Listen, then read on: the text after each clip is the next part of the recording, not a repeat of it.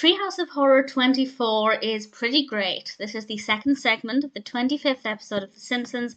It's directed by Rob Oliver. We also have the opening sequence directed by the fabulous Guillermo del Toro, and it's basically The Simpsons intro, but with so many horror references. It's absolutely amazing.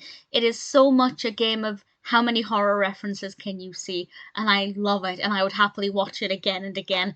Easily one of the best Treehouse of Horror openings, maybe the best. As for the three segments, one I loved, one I quite liked, one was okay, and in that order. So I will go through these. As always, there will be spoilers for the kinds of things you can expect in this. I don't always give spoiler thoughts for Simpsons discussions, but when it comes to Treehouse of Horror, I do like to pick them apart a little bit, so I'll just say spoilers from now to be on the safe side. And the first segment is my favourite, and this one is Other Places You'll Do. And this is a parody of Dr. Seuss, various Dr. Seuss characters, but mostly the Cat in the Hat. But we have a character called the Fat in the Hat, who is Homer, who picks up the three Simpsons children and takes them out to try and get candy, and they meet various other characters along the way. And I love the fact that it's blatantly saying the Fat in the Hat is such a creepy character. I watched The Cat in the Hat for the first time, I think a couple of months ago now, and I was really disturbed by how disturbing that character is. And this really, really leans on that in a way that's really entertaining. Beautifully animated, the mashup of the Simpsons animation coupled with Dr. Seuss's style, I just adored it so much, particularly Grandpa. I don't know why Grandpa specifically, but I just found the shape of his head was perfect. Loved this story. Visually, such a treat. The colours were gorgeous. We get a lot of colours that we don't normally get in The Simpsons. A lot of kind of candy colours and pastel colours.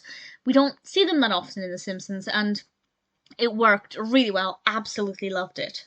The second is Dead and Shoulders, and Bart is flying a box kite, and he thought it would be a good idea to tie the string around his neck, and he gets beheaded. And honestly, when it happened, I thought that was the end. I thought, that's a really short segment. What else could they do with this? Oh, they had an idea. They decided to stitch Bart's head onto Lisa's body, and Lisa is still in full control of everything. But there's a loophole. I thought it was good fun. I didn't think it was the most intricate narrative or the most fascinating story, but it was fun. Visually, it was quite engaging, and I liked it. I didn't mind it too much.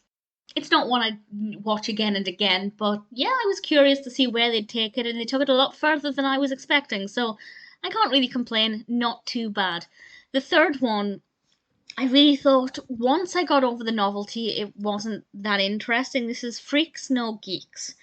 And it starts off with a classic freak show. It's set in the 1930s. I do love the colour palette for this. It's beautifully done. And we see these so-called freaks. And I don't actually want to tell you what any of them are. I know I said spoilers, but I'm still trying to not spoil it as much as I can, because for me, that's the bit that was interesting. To see what kind of creative people or personalities they'd come up with. And my favourites were Barney and Comic Book Guy. I really enjoyed those ones. The narrative actually focuses on Homer, who is one of the freak show acts, trying to get this ring. And I won't say any more than that, to be honest. I know I said spoilers, but I'm not that bothered about the rest of it. I didn't really care about how the narrative played out. I didn't find it to be that interesting. So once the novelty wore off, we'd been introduced to all of the characters and we got an understanding of what it was like. I lost interest in it. It lost appeal. So I didn't love it. I also feel like it was really long. It went on for too long. I don't know if it was. It could just be, how I felt. I didn't actually time it. But that's kind of how bored I was with maybe the second half of the story. I didn't care for it at all. But I loved the first segment. Quite liked the second, and absolutely adored the opening. As a big horror fan, it was just so much fun and beautifully done. When I was watching it, I didn't realise it was done by Guillermo del Toro, and when I found that out, it was just the icing on the cake. Really just something extra special. I only found out because his name was in the credit sequence. Really loved it. Definitely will be watching that intro again. I'll also be happy to watch this Treehouse of Horror again. It may not be perfect, but there were definitely some good parts to it, and ultimately, it's an episode that I enjoyed watching.